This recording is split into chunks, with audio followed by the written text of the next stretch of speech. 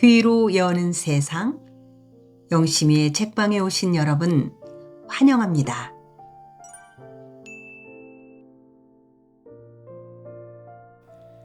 오늘 우리는 한승원님의 동학제 제7권 2편을 함께합니다.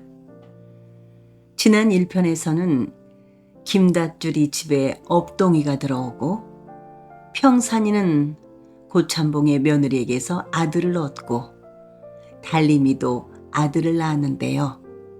그런데 달림이의 아들은 별이별 수를 다 써도 끝내 울지 않아 집안이 난리가 납니다. 그럼 함께 이야기 속으로 들어갑니다. 제7권 석대들의 내리는 눈.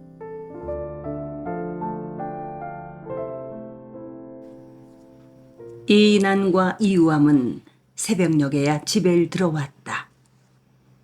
그들의 몸에는 찬 이슬이 묻어 있었다. 집안의 분위기가 무겁게 가라앉아 있었다. 이인안은 집안에 일어난 흉한 일을 이미 알고 있었다. 장인 천만석이 화승총 조련하는 곳까지 달려와서 일의 내막을 다 말해준 것이었다. 그는 어머니인 보성댁 박씨에게 고할 말을 미리 다 준비해 가지고 왔다. 보성댁 박씨는 꼿꼿이 앉은 채 이인안을 기다리고 있었다. 방 안으로 들어서자마자 그는 어머니 박씨 앞에 무릎을 꿇고 앉아 태연스럽게 말했다. 운명입니다. 일생일사 세옹지마라는 말이 있질 않사옵니까? 앞으로 더 좋은 일이 그 아이한테 일어나려고 시방 저러는지도 모릅니다. 너무 심해하지 마십시오. 아기 이름은 보배 진자 착할 선 자를 써서 진선이라고 부르도록 하겠사옵니다. 이어 그는 앞으로 자기가 하지 않으면 안 되는 일들을 대충 말하고 나서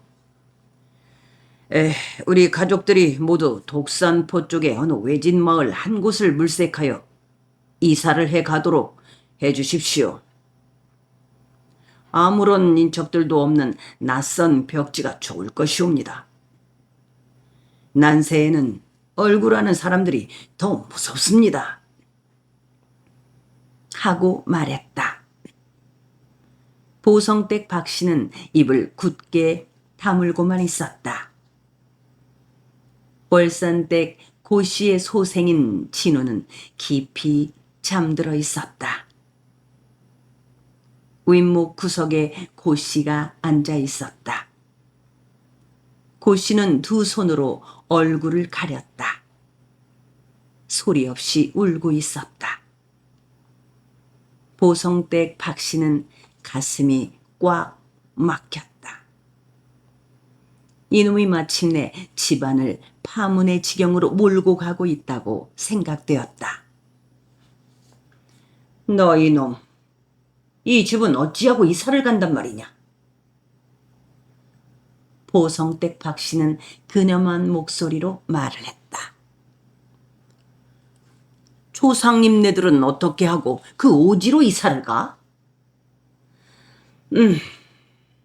나는 이 집안에서 한 발자국도 밖으로 벗어나지 않을 것이니라. 이인안이 한동안 얼굴을 숙이고 있다가 말을 이었다. 만일 제 일이 크게 잘못될지도 모르므로 그곳에 피신해 가서는 변성명들을 해서 살도록 하십시오. 소자는 돌아오지 못할 것이옵니다. 불효를 용서하십시오. 어차피 저는 신중부로서가 아니라 종의 아들 이인환으로서 살기로 하였사옵니다. 보성댁 박씨는 억장이 무너졌다. 눈을 감고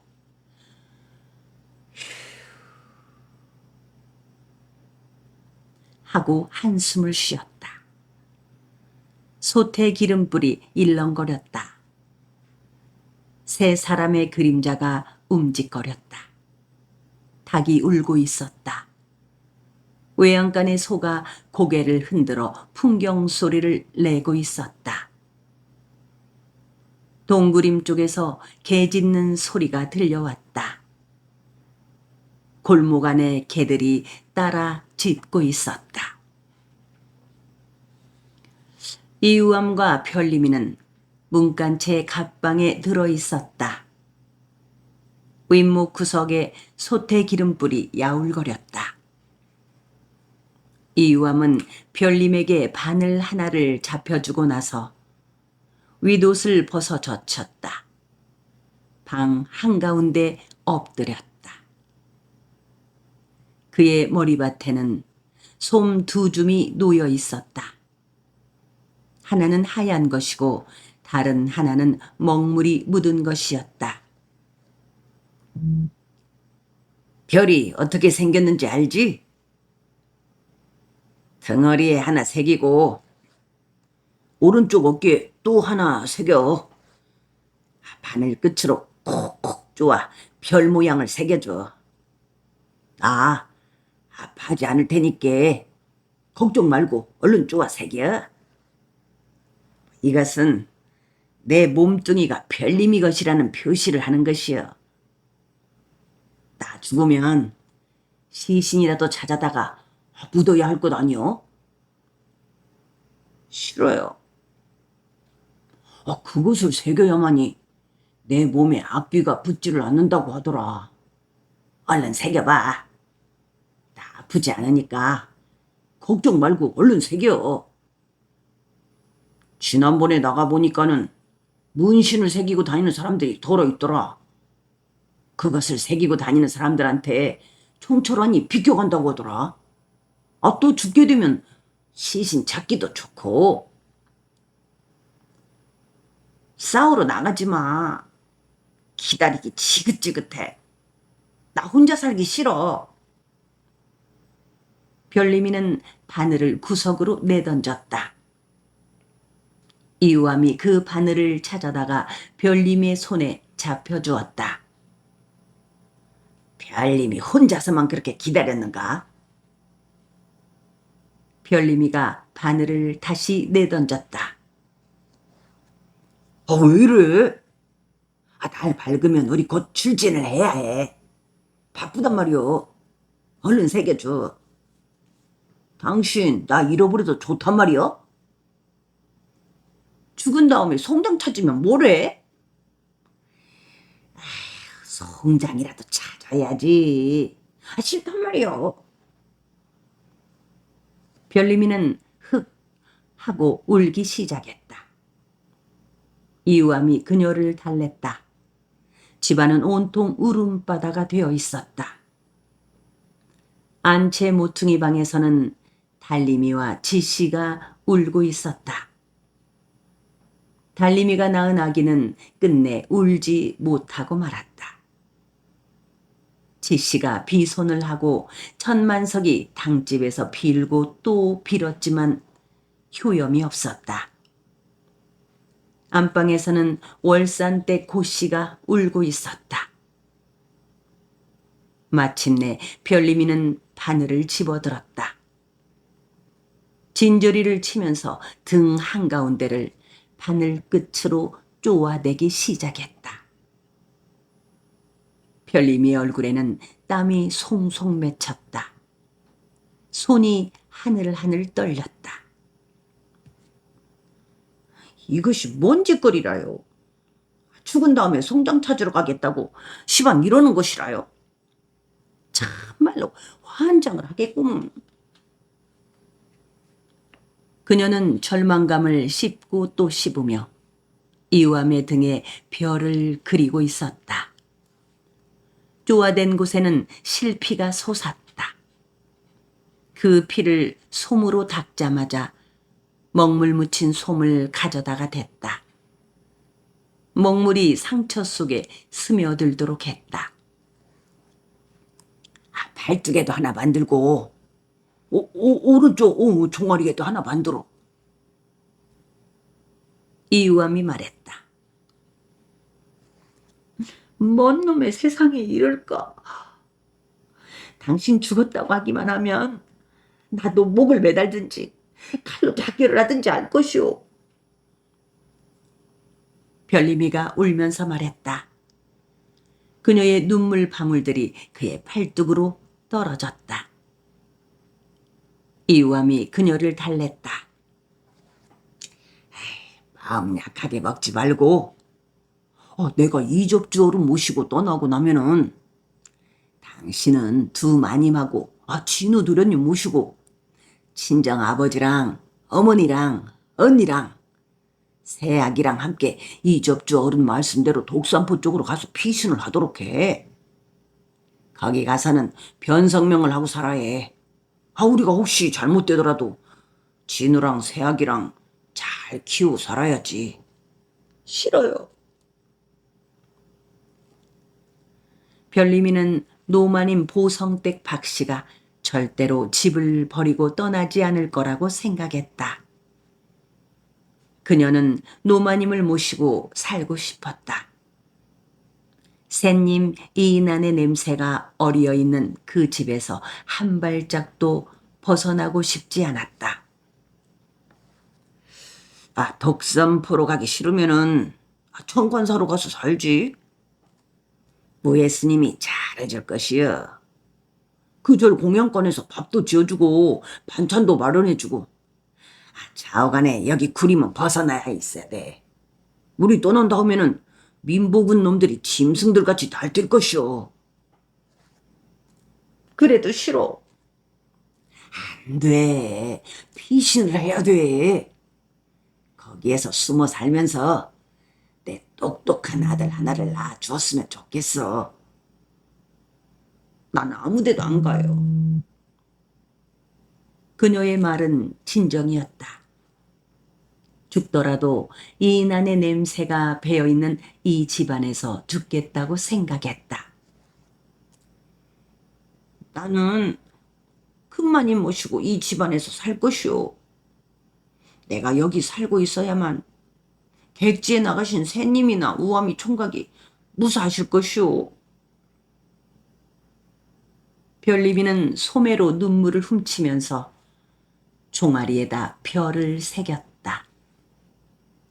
실피가 솟고 있는 종아리를 솜으로 묻혀내고 먹물 묻은 솜을 가져다가 댔다. 검붉은 별들이 뚜렷하게 나타나고 있었다. 별림이의 머릿속에 끔찍스러운 형상이 그려졌다. 끝도 갓도 없는 허허 벌판에 사람들이 진무들같이 쓰러져 죽어 있었다. 한 여인이 그 시체들을 이리들 치고 저리들 치고 종아리와 팔뚝과 등에 새겨진 별을 찾고 있었다. 그녀는 바늘을 내던지고 두 손으로 얼굴을 감싼 채 진저리를 쳤다.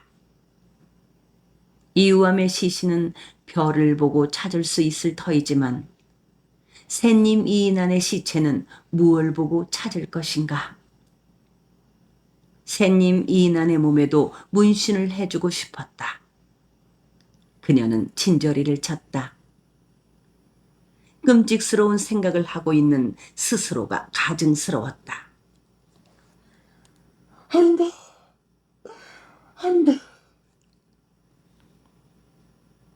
별림이는 소리쳐 울어댔다. 종 악산의 가슴 속에는 독즙이 괴어 있었다. 그것이 넘쳐 흘렀다. 하늘의 순리에 따르는 사람은 살아남고 그 순리에 역행하는 사람은 죽어 없어져야 한다고 악산은 생각했다. 악산은 오래전부터 고참봉을 죽이려고 기회를 노리고 있었다. 자기의 손으로 직접 죽일 생각은 아니었다. 고참봉이 깊이 잠들어 있을 때 불을 질러 죽일 참이었다. 그의 아내인 가운네 때문이었다. 가운네의 배는 큰 바가지를 하나 엎어놓은 것처럼 불룩했다. 가운네의 뱃속에 들어있는 것은 고참봉의 아기인 것이었다. 배반이라는 것은 참으로 고소한 것이었다.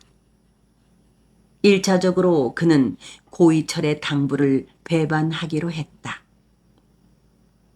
고이철은 회령진 집강소로 악산을 불러 당부를 했던 것이다. 지금 우리 아버지한테는 이제 아무런 재산도 없다. 모든 땅을 도인들이 다 찢어 나누어 버렸으니까. 그 어른은 너희들하고 똑같은 사람이 되었어. 우리 아버지는 너희들하고 달리 들일이나 바닷일도 할 수 없지 않느냐. 그러니까 옛날 살던 정을 생각해서 내가 덕상이랑 뜻을 맞춰 우리 아버지를 좀 도와드려라. 그리고 내 몫으로 된 농사도 내가 덕산이하고 함께 좀 지어드리고. 나는 악산이 너만 믿는다.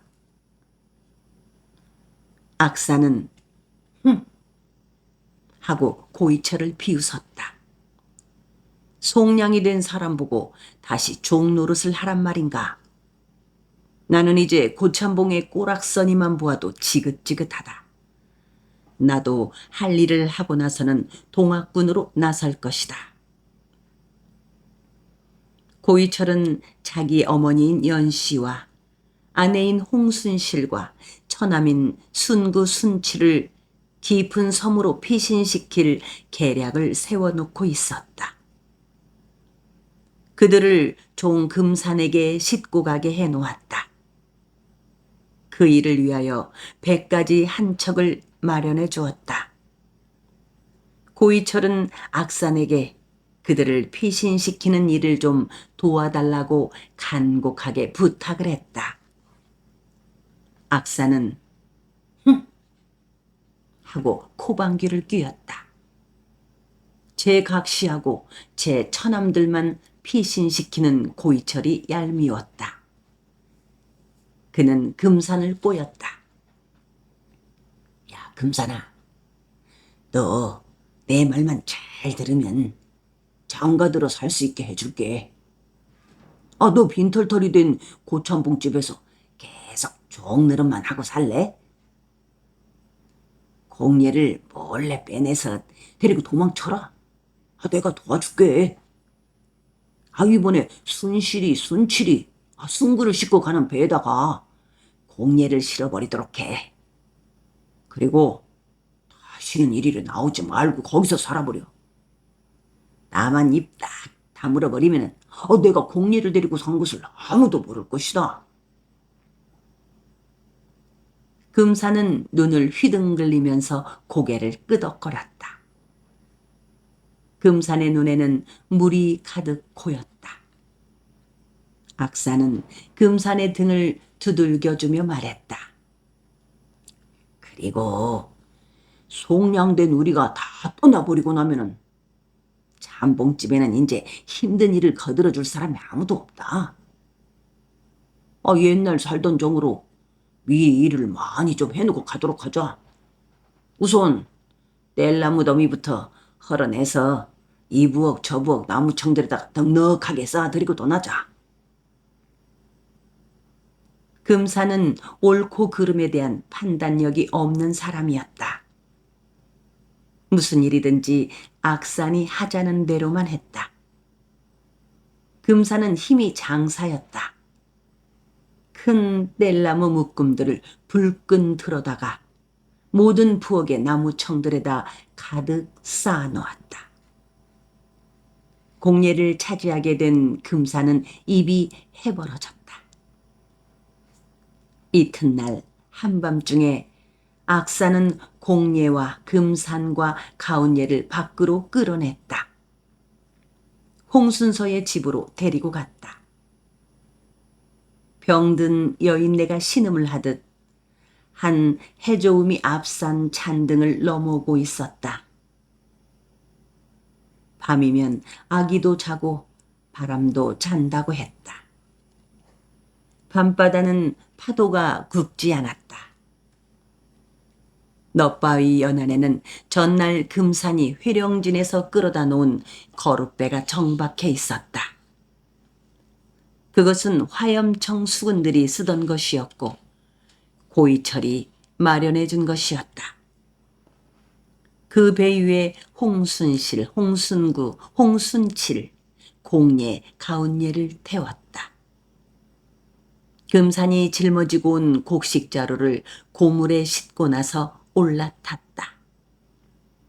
홍순실은 배 이물에 앉은 채 울고 있었다. 금산이 노를 저었다. 악사는 가운예와 공예에게 말했다. 아무렇게나 몸 풀어. 약 물고. 죽지만 말고 살고 있어. 참말로 좋은 계백 세상이 되면은 내가 데리러 갈게. 이제 우리는 고참봉집 총들이 아니여. 양민인 것이오. 우리 앞으로 그 말 잃으면서 한번 살아보자. 그는 원래 공예에게 장가를 들고 싶었다. 한데 고참봉이 그와 가운네를 짝지어 주었던 것이다. 가운네는 고참봉의 아기를 베고 있었고 이제 배가 한 제 큰 산만큼 불러 있었다. 공예도 마찬가지였다. 공예는 바야흐로 입덧이 나 있었다. 악사는 이를 갈았다. 어디선가 동학군들이 못된 짓만 골라 하여온 한 양반놈의 불알을 까버렸다는 소문이 돌았다. 고참봉이야말로 불알을 까버려야 할 사람이라고 악사는 생각했다. 한데 고이철은 이제는 참봉 어른한테 아무런 재산도 없어졌다. 이때껏 한 소행으로 보면은 가증스러운 어른이지만은 사실은 불쌍한 어른이다. 내가 덕산이하고 함께 보살펴 드려라. 그리고 병들어 계시는 노마님하고 우리 어머님도 하고 내가 가운네하고 함께 살면서 잘 좀 모셔드리도록 하거라. 하고 거듭 당부를 하였다. 악사는 하고 고이철을 비웃었다. 홍순실 일행이 탄 배가 밤바다 한가운데로 나아갔다. 멀고 먼 소안이라는 섬을 향해 가는 것이었다. 악사는 모래밭에 선 채 그 배를 바라보고 있었다. 그 배가 어둠 속으로 가뭇없이 사라졌다. 금산이 저어가는 배를 보고 있는 사람이 또 하나 있었다. 지역보였다. 그는 임슬 개포의 어장을 보기 위해 나왔다가 수상스러운 사람들의 떠나감을 엿보게 된 것이었다. 지역보는 코웃음을 쳤다. 그 배 안에 홍순서의 아들, 딸들이 타고 있다는 것과 그 일을 주선한 것이 고이철이라는 것을 모두 알아챘다. 기회가 닿기만 하면 모두 씨를 말려야 한다고 그는 생각했다. 가면 얼마나 멀리 가랴. 근처의 섬들을 샅샅이 뒤지면 찾을 수 있을 것 아닌가. 아니다. 금산이라는 놈을 두들겨 패면 줄줄이 불 것이다. 마을로 들어가는 악사는 홀가분했다. 고참봉 집에 불을 질러버리고 자기도 평산이처럼 동학군들을 따라 나설 참이었다. 이때껏 그는 캄캄한 구들장 밑에서 두더지처럼 살아오고 있었다. 개벽 세상이 오면 평산이처럼 가운데를 데려다가 오두막 하나를 짓고 살아갈 생각이었다. 아니, 가운데는 버리고 공예를 데리고 살 참이었다. 둘을 다 데리고 살고 싶었다. 악사는 맨 먼저 안채의 부엌으로 살금살금 다가갔다. 가슴이 후두루들 떨렸다. 나는 지금 큰 죄를 짓고 있다. 아니다. 악사는 고개를 세차게 저었다. 하늘님이 고참봉한테 내릴 벌을 내가 대신 내려주는 것일 뿐이다. 광에 갇힌 채 두들겨 맞던 일을 떠올렸다. 불쏘시개로 불을 일으켜 놓기만 하는 것이 무슨 큰 죄란 말이냐. 그는 스스로가 하는 일을 합리화시켰다. 그때 그 부엌의 나무청에서 수상한 그림자 하나가 어른거렸다. 누구인가가 불쏘시개로 불을 일으키고 있었다. 아, 저 사람도 이 집에 불을 지르려 하고 있다. 악사는 가슴이 후끈 달아올랐다. 저게 누구일까? 나무청에 불이 붙었고 불을 지른 그림자는 마당으로 나왔다. 불빛에 그 그림자의 모습이 비쳤다. 여인네였다. 그녀의 걸음걸이가 굼떴다. 앓고 있는 여인네였다. 그 여인네가 문간채의 부엌으로 가고 있었다. 문간채 부엌을 그 여인네한테 맡기고 악사는 사랑채의 부엌으로 갔다. 불을 질러대는 그 여인네가 누구인지 알아낼 필요는 없다. 사랑채 부엌의 뗄나무에 불을 질렀다. 안방의 부엌, 문간채의 부엌, 별채의 부엌과 별땅의 부엌과 사랑채의 부엌에서 동시에 불이 타오르기 시작했다. 불이여! 문간채에서 털보 늙은이가 달려나오면서 소리를 질렀다. 장기수도 악을 써댔다. 불났다! 덕산과 장산도 소리쳐대며 불을 끄려고 달려들었다. 작은 년이와 잘숙이가 물을 기르려고 우물로 달려갔다. 꺼무기와 망동이가 물을 퍼가지고 와 불에다 끼얹었다. 물! 장기수가 소리쳤다. 장기수의 아내 최덕례는 자기의 막내 아들 천백을 보듬고 마당으로 나왔다. 그녀는 속꽃바람이었다. 한데 그녀가 안고 나온 것은 천백이 아닌가. 베개였다. 문간채는 화염에 휩싸였다. 어이구, 내 새끼들, 동백이 아버지, 우리 새끼들 불에 타서 다 죽소. 최덕내는 발을 구르면서 소리를 질러댔다. 장기수는 불 속으로 뛰어들어가서 동백과 남백을 안고 나왔다. 장기수는 아들 둘을 안은 채 쓰러졌다. 질식을 한 것이었다. 우리 천백이는 왜 안 데리고 나왔어?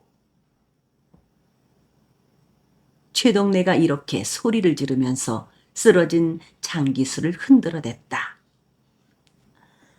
여보, 우리 천백이, 우리 천백이. 그때 연기 자욱한 문간방 안으로 뛰어들어가는 사람이 하나 있었다. 얼마쯤 뒤에 그 사람이 아기 하나를 업은 채 기어 나왔다. 그는 악산이었다. 그는 최덕례에게 천백을 안겨주고 대문간을 빠져나갔다. 금방 허물어질 듯이 비틀거렸다. 불길에 휩싸인 사랑채 마당에서 고참봉이 달려나왔다. 그는 바지 허리춤을 잡은 채 부들부들 몸을 떨고 있었다. 아이고, 장서방, 안방마님은 어떻게 됐느냐?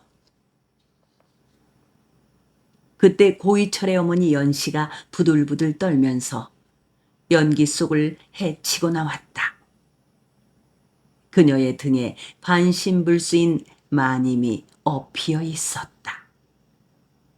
신통하게도 별채와 별당 부엌의 불만은 별로 맹렬하지 않았고 지붕으로 옮겨 붙지 않았다. 종들이 몰려들어 물을 끼 얹어대자 불이 숨을 죽였다. 대문간채와 사랑채와 안채의 불은 순식간에 지붕으로 올라붙고 있었다. 불은 맹렬하게 타올랐다. 종들이 길어온 물을 바가지로 끼얹어댔지만 그것으로 불을 잡을 수는 없었다. 불을 지르고 나온 여인네는 대문간 밖에 선 채 불구경을 하고 있었다. 그 여인네는 골목길의 돌담에 기대 앉아 있었다. 뒤따라 나온 악산이 그 여인네의 얼굴을 들여다보았다. 그 여인은 악산을 피하려고 하지 않았다. 이바우의 아내 구름내였다. 그녀는 온몸의 맥을 풀어버렸다. 얼굴이 헬쑥했다. 산후 몸조리를 제대로 하지 못하였고 몸이 퉁퉁 부은 데다가 계속 하혈을 하고 있었다. 악사는 그 여인을 부축해 일으켰다. 그때 이바우, 손영철, 김동수들이 불을 끄려고 달려왔다. 그들은 안채와 사랑채와 문간채의 불길을 잡을 수 없다고 판단했다. 멍석! 이바우가 소리쳤다. 멍석들은 날라라! 손영철이 종들에게 소리쳤다. 종들이 멍석들을 들어 날랐다. 사닥다리 가져오거라! 김동수가 소리쳤다. 덕산이 사다리를 가져왔다.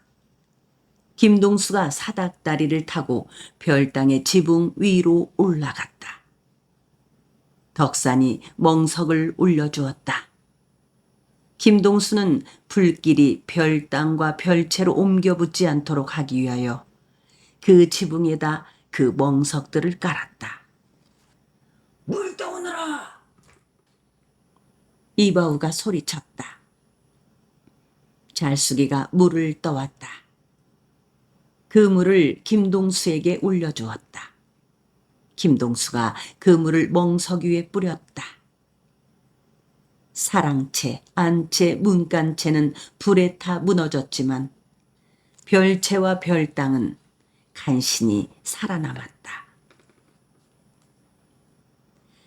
평사는 집신 10켤레를 괴나리 보찜 뒤에 달고 발사계를 6줄이나 보찜 안에 넣었다.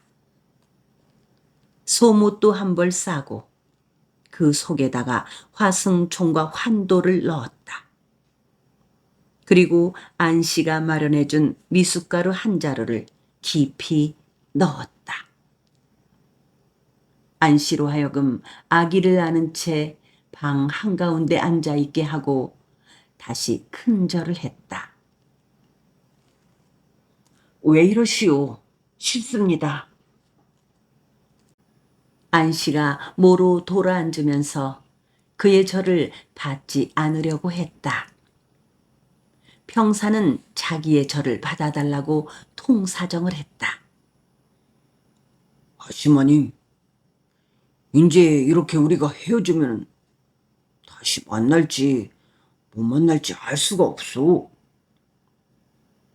이 절은 아시마님에게 우리 아기를 부디 잘 키우면서 셋내를 기다려달라는 부탁이 아직 인사요. 안씨는 아기를 안은 채 고개를 깊이 떨어뜨리고 울었다.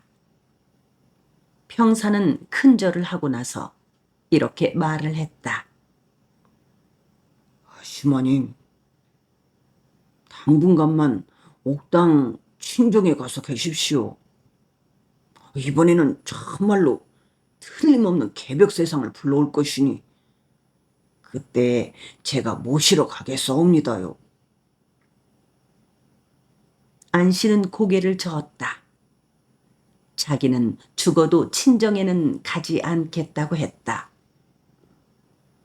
그러면 어디로 가서 계시겠사옵니까요? 여기서 그냥 살겠습니다. 여기서는 안 됩니다요. 너무 호젓하고 또 무섭사옵니다. 시마님은 너무 젊고 예쁘시옵니다. 여기서 살고 있으면 무례한들이 덮칠 것이옵니다요. 또 고참봉집에서 해꾸지를 할 것이고 고일평이 민복은들을 끌고 와서는 시마님을 끌고 갈 것이고 틀림없이 우리 아기한테 보가피를 하려 할 것이옵니다요. 제발 친정에 가서 계시옵소서. 안씨는 아기를 안은 채 고개를 저으며 울어대기만 했다. 평사는 문득 우산도의 물은개를 생각해냈다. 어머니 무덤이 있는 물은개였다. 그 연안에는 오두막 한 채가 있었고 그를 살려준 늙은 부부가 살고 있었다. 그들 부부에게 안씨를 맡겨놓을 참이었다. 거기에 살면 어머니의 혼백이 안씨와 아기를 지켜주리라 생각했다. 먼 동이 트고 있었다. 평사는 이불 보퉁이와 살림살이를 바지게 짊어지고 앞장서고 안씨는 아기를 업고 곡식자루 하나를 머리에 이고 뒤따랐다. 아랫목의 갯벌밭에는 잿빛 어둠이 덮여 있었다. 그들은 갯벌밭을 건넜다. 우산도 물은개로 갔다. 늙은 부부는 그들의 청을 들어주었다. 평사는 늙은 부부에게 엎드려 큰 절을 했다. 안씨에게도 2차례나 더 절을 하고 천관산 쪽으로 달려갔다. 장흥부 쪽으로 가는 대흥부대를 따라갈 참이었다. 궁궐을 에워싸고 있는 일본 군사들만 몰아내고 나면 이제 이 땅은 어찌할 수 없는 개벽 세상이 될 거라고 했다. 관군은 오합지졸이므로 문제될 것이 없다고 했다. 전라감사 김학진은 전봉준 대장한테 무기와 군량을 얼마든지 대줄 거라고 했다. 안씨는 아기를 안고 서서 천관산 쪽으로 달려가는 평산의 뒷모습을 바라보며 눈물을 짓고 있었다. 산모퉁이 길은 푸른 새벽빛 속에 잠겨 있었다. 이인안의 대흥면 접과 이방원의 남상면 접과 고읍면의 김학삼 접의 도인들은 자을제 밑에서 아침밥을 먹었다. 도인들의 수는 지난번 봉기 때보다 배로 늘어났다. 논밭을 무상으로 분배받은 도인들이 새로이 참여한 것이었다. 그때 새 접주가 한털 부처의 주막 안에 회합을 했다. 그 자리에는 이방원, 장료, 천갑수 이희난, 홍순서, 이우암, 고이철, 김학삼이 자리를 함께했다. 이방원은 좌중을 둘러보면서 근엄하게 말했다. 우리가 여기 모인 것은 삼례로 나아가자는 것이 아니오. 그리로 안 나가는 까닭이 무엇이옵니까? 홍순서가 대들듯이 말했다. 이방원은 전봉준 대장한테서 날아온 서찰을 내보였다. 전봉준 대장은 전라도 53개의 여름의 접주들한테 삼례로 집결하란 통문을 다 보낸 모양이요.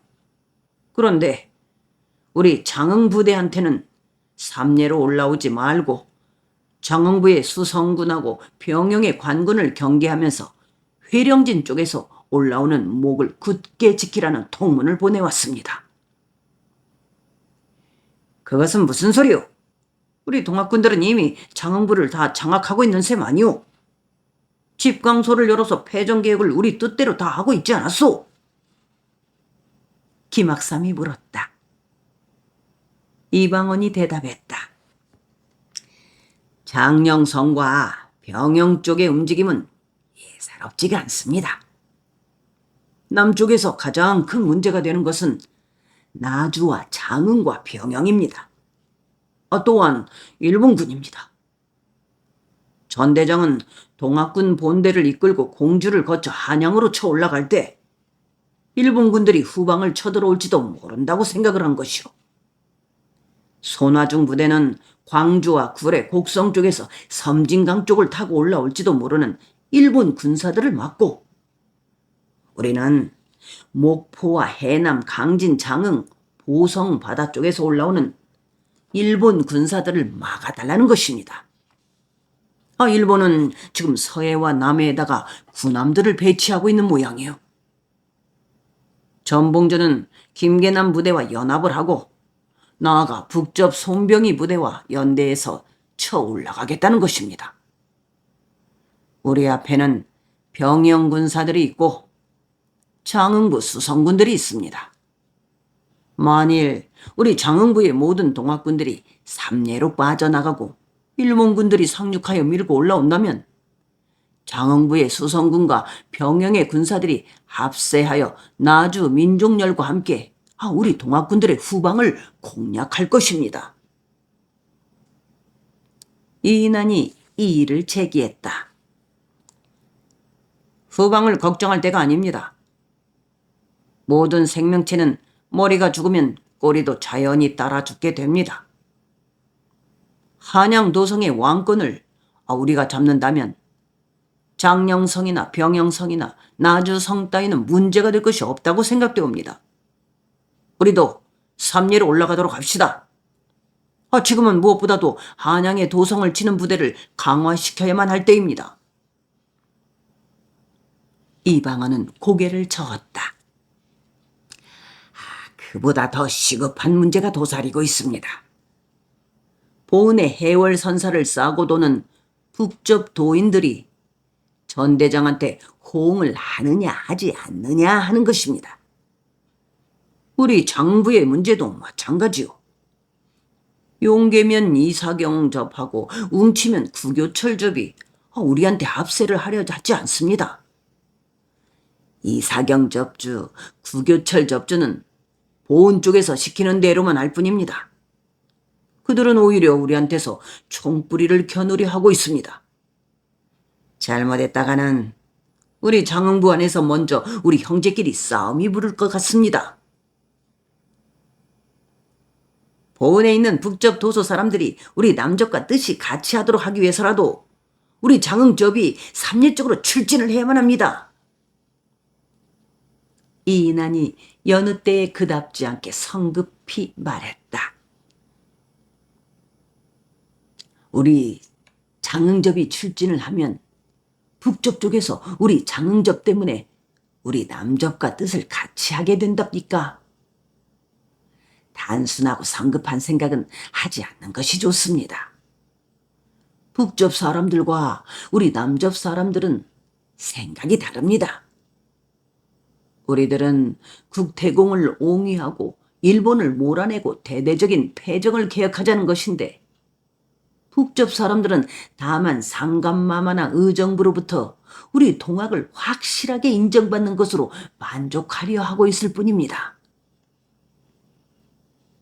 이때 김성분이 들어와서 장료의 귀에 속삭였다. 김성분에게 몇 차례 고개를 끄덕거리고 난 장녀가 천천히 말했다. 그것보다 더 시급한 일이 시방 장흥부 안에서 일어나고 있습니다. 부사 박헌양이 이끄는 수성군과 민보군들이 병영의 병사와 연대하여 인근의 동학군들을 토벌하기 위해 나서려 하고 있습니다. 1차적으로 기찰 포교들이 포졸들을 이끌고 각 마을을 누비고 다니면서 동학군들의 움직임에 대한 기밀을 살피기 시작했다옵니다. 지금 우리들 가운데도 기찰 포교에 끈앞풀이 들어와 있었는지도 모릅니다. 둘러앉은 접주들이 서로의 얼굴을 살폈다. 자기의 등 뒤를 살피는 사람도 있었다. 장녀가 말을 이었다. 부사 박헌양은 공명심이 매우 강한 자이옵니다. 그자는 전임 부사 박재순이 우리 도인들의 패정개혁에 동조하지 않고 전라감사 김학진의 비행을 불평하면서 의정부에 낱낱이 보고한 공로를 인정받아 충청감사로 영전한 것이라 여기고 그것을 거울로 삼고 있습니다. 그자는 우리들이 삼례 쪽으로 움직인다면은 우리가 가는 길을 알아서 매복해 있다가 우리를 치든지 아니면은 삼례에 집결하였다가 공주 쪽으로 올라가는 우리들의 후방을 칠 것이옵니다. 병영의 병사하고 연대하고 나주의 수성군들과 연합한다면 무시 못할 군사력이 될 것입니다. 박헌양이 데리고 온 기실 박영수란 자는 병술에 능한 자라고 알려져 있습니다.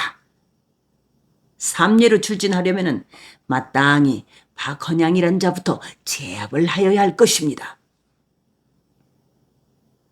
장녀의 말을 들은 첩주들은 숙연하게 했다. 이런 때 이사경접, 구교철접이 일어나야 하는 것인데 그러면은 장량성 수성군쯤은 문제될 것이 없을 터인데. 김학삼이 말했다. 그렇소. 이사경, 구교철만 일어나 준다면은 일부는 장흥부를 견제하고 일부는 삼례로 출진을 할 수 있을 것인데. 이인환이 안타까워했다. 이때껏 고개를 떨어뜨리고 있던 고이철이 어찌할 수 없이 위급한 환자한테는 마지막으로 극약 처방이라는 것을 쓸 수도 있사옵니다. 저한테 좋은 비책이 있사옵니다. 하고 말했다. 그것이 무엇인가? 이인환이 물었다. 그는 여느 때에 그답지 않게 조급해하고 있었다. 고이철은 신중하게 말했다. 이것은 비책 가운데 비책인 고로 이 자리에서 섣부르게 말을 할 수 없사옵니다. 이따가 제가 홍접주 어른하고 의논을 한 다음 홍접주 어른으로 하여금 여러 접주 어른들께 말씀을 드리도록 하겠사옵니다. 고이철은 언제부터인가 자기의 장인 어른인 홍순서를 접주라고 부르곤 했다. 한가을이었다. 나락 가을이 한창이었다. 귀뚜라미들이 극성스럽게 울어댔다. 한밤중이었다. 달이 없었다. 별들이 총총했다. 제법 쌀쌀한 바람이 들머리에서 불어왔다. 용계면 지화마을의 어구에 있는 오두막집 한 채에 불이 붙었다. 남정네들 한때가 불을 질러대며 마을 안으로 뛰어들어갔다. 이 골목 저 골목길을 줄다름질쳐 다니면서 소리쳤다. 어디 우리하고 한바탕 붙어보자. 이 혹세무민한 역적놈들아, 한번 죽어보라. 아주 동학동인 놈들의 씨를 말려버리자. 그들은 장령성을 지키는 수성군들이었다. 그 가운데는 포졸들도 몇 사람 섞여 있었다. 너희들도 남상면, 대흥면 도인놈들하고 같이 삼례로 출진을 한번 해봐라. 에따 이놈들아, 봉기를 할 테면 해보아라. 삼례로 가는 길목에 우리 민보군들이 매복을 해 있다. 출진을 하기만 하면 몰살을 시켜버릴 것이다. 봉기하기 전에 아주 싹 몰살을 시켜버리자. 불을 지른 수성군들은 마을 사람들을 닥치는 대로 끌어내서 족치며 소리쳤다. 노인들을 떠밀어 쓰러뜨렸다. 부녀자들의 젖가슴을 주물럭거렸다. 끌어안고 입을 맞추었다. 손목을 이끌고 부엌으로 들어가서 겁탈을 하려고 들었다. 도망치는 안악을 쓰러뜨리고 치마를 헤쳤다. 안악들은 발버둥을 치면서 악을 써댔다. 우물 속으로 풍덩 빠져버리는 안악도 있었다. 이놈들아, 우리 얼굴을 똑똑히 보아라.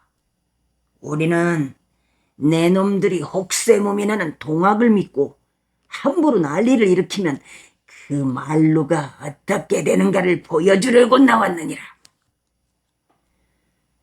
동학 괴수 이사경을 잡아 죽여라. 수성군 우두머리가 소리를 질렀다. 수성군들은 이사경으로 집으로 몰려갔다. 이때 이사경은 보은낼 각오 없었다. 수성군들은 그 집의 장독대를 두들겨 부수었다. 집안을 발끈 뒤지고 군포를 꺼내가지고 가려고 했다.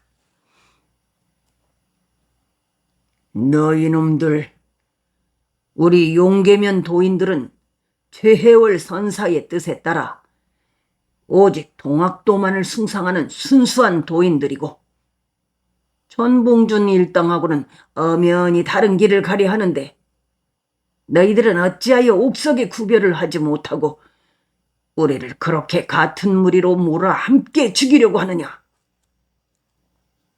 이사경의 아버지 이호인이 달려나와서 민병들을 향해 호통을 쳤다. 흥!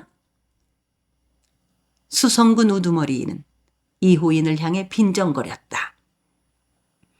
동학이면 다 동학이겠지. 순수함이 있고 불순함이 따로 있다는 것이 말이 되느냐? 점잖지 못하게 말장난만 일삼고 있는 저 영감의 수염을 뽑아버려라. 수성군들이 달려들어 이호인의 상투를 뜯어버렸다. 이호인은 부들부들 떨면서 그들에게 호통을 쳤다. 너 이놈들, 내 놈들의 그 무례함은 하늘님의 조화로 응분의 벌을 받게 될 것이니라. 수성군의 다른 한패는 이웃집으로 쳐들어갔다. 그 집의 남정네를 끌어내서 벌레처럼 대굴대굴 굴려댔다. 아녀자들을 닥치는 대로 희롱하고 두들겨 팼다. 행패를 부리고 난 수성군들은 어둠 속으로 사라지면서 으름장을 놓았다. 오늘 우리 수성군들이 이 정도의 맛만 보여주고 돌아가는 것은 그래도 용계면 도인들은 남상면이나 대흥면 도인들보다 유순하기 때문이다. 그렇지만 이후로 혹시 너희들이 못된 짓을 하게 되면 온 마을을 아주 집 뭉개서 쑥대밭으로 만들어 놓을 것이니라. 그와 거의 같은 시각에 웅치면의 여러 마을에서도 집들이 불탔다. 용계면 지화 마을의 경우와 마찬가지로 수성군들과 포졸들이 휘질러 다니면서 그렇게 불을 지르고 행패를 부린 것이었다. 먼 동이 트고 있었다. 산의 윤곽들이 뚜렷해졌다.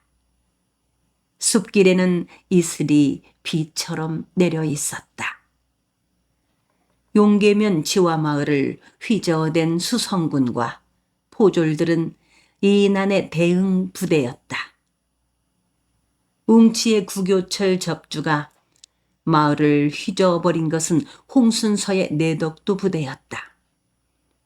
그 작전을 주도한 것은 홍순서였다. 이난 부대는 장흥부 장령성 쪽으로 가는 채하다가 유치 쪽으로 방향을 바꾸었다. 이후의 일을 남아있는 이방원 부대와 홍순서의 부대에게 맡기고 그들은 광주를 향해 가고 있었다. 장성을 거쳐 삼례로 가려는 것이었다. 저는 전대장을 만나야 하고 보내일 가야만 하옵니다. 거기에 가서 꼭 해야 할 일들이 있사옵니다. 이인한의 제의에 따라 장흥접을 두 쪽으로 나누기로 했다. 이방원의 남상면 부대와 홍순서의 내덕도 부대는 장흥 땅에 남고 이난 부대는 삼례로 가서 전봉준 부대와 합류하기로 한 것이었다. 이방원의 남상면 부대는 장령성과 벽사역과 병영의 관군들을 맡기로 했고 홍순서의 내덕도 부대는 회령진을 거쳐 올라올지도 모르는 수군들과 일본군을 저지하기로 했다. 이방원 부대와 홍순서 부대는 자울제 밑에서 기다리고 있었다. 홍순서와 고이철이 노렸던 대로 일은 풀리고 있었다. 웅치면의 구교철 접쪽에서 통기가 왔다. 장령성에 운거하고 있는 수성군과 민보군들이 동학도인들을 유린하기 시작했다는 것이었고 자기네 접도 남상면 접이나 대흥면 접과 함께 봉기를 하겠다는 것이었다. 용계면 쪽에서는 접주인 이사경 대신에 그의 아버지 이호인이 직접 서찰을 써보냈다. 이호인의 서찰은 보은에 가 있는 아들 이사경이 돌아오는 대로 봉기하도록 하겠다는 뜻을 담고 있었다. 이방원은 이사경 접과 구교철 접에게 앞으로 장흥부 안의 모든 도인들이 해야 할 일을 소상하게 알렸다. 용계면의 이호인은 이방원에게 봉기할 뜻을 비치고 나서 보은의 해월 선사에게 장문의 편지를 써올렸다. 이 땅의 모든 관아의 권세 잡은 자들과 그 주변을 맴도는 양반이라는 자들의 눈과 귀는 올바로 열려 있지 않기 때문에 저 전봉준을 위시한 남접 도인들의 과격한 현실 참여와 우리 북접 도인들의 순수하고 올바른 도학 정신을 구별할 줄 모르옵니다. 이곳 장흥부 안에서 북접의 해월 선사를 진실로 따르는 도인들이 이곳 관아의 포군들과 이른바 유생이라는 자들이 초모하여 조련한 수성 민보군들한테 당한 수모는 이루 말할 수가 없사옵니다. 앞으로 저들은 기회가 닿기만 하면 결국 남접이니 북접이니 하고 가리지 않고 그 한 그물에 싸잡아 우리 도인들을 멸살하려 들 것이옵니다. 바라옵건대 선사께서는 북접 휘하의 도인들로 하여금 남접의 전봉준 무리와 함께 일어나 일본군들을 몰아내고 우리 동학을 말살하려 하는 권귀들을 충멸하는 길에 나서도록 하여야 할 것이옵니다. 그것이 우리 도의 살 길인 듯 하옵니다. 그리고 이호인은 보은에 가 있는 아들 이사경에게도 봉기하지 않으면 안 된다고 생각하기에 이른 자기의 뜻을 밝혔다. 아들 이사경에게 주는 편지에는 아비인 자기가 수성군 쪽으로부터 당한 수모와 마을 사람들이 당한 고초와 박해를 더욱 소상하게 곁들여 적었다. 용계면의 전 접주인 이호인과 웅치면의 구교철이 이인한의 구림부대와 홍순서의 내덕도 부대의 술책에 말려들지 않을 수 없도록 장령성 안의 수성군과 민병들을 막강해 있었다. 부사 박헌양은 기실 박영수를 시켜 병영 병사 서병무에게서 무기와 탄약을 가져왔다. 수성별장 임기남과 수성통장 주두옥들로 하여금 날이면 날마다 장대에서 민병들을 조련하게 했다. 방총 조련도 시키고 칼과 창을 쓰는 조련도 시켰다. 장령성 안의 백성들을 동원하여 수성을 위한 조련도 했다. 근동의 유생들과 부자들은 사력을 다하여 군자금을 댔다. 특히 대흥면 부자들이 앞장을 섰다. 그들은 동학 도인들에게 토지를 모두 빼앗긴 자들이다. 다른 면의 유생들과 부자들은 자기들도 언제 동학 도인들에게 당하게 될지 알 수 없다고 불안해하며 솔선하여 군자금을 댄 것이었다. 수성별장 임기남과 수성통장 주도옥들은 양곡과 군포를 아끼지 않았다. 수성군과 민보군들한테 잘 먹이고 잘 입혔다. 대여세에 걸려서 소나 돼지나 개들을 잡아먹였다. 비상시에 쓸 양곡을 근동의 양반들이나 부자들한테서 공출하여 장령성 안에 저장해 두었다.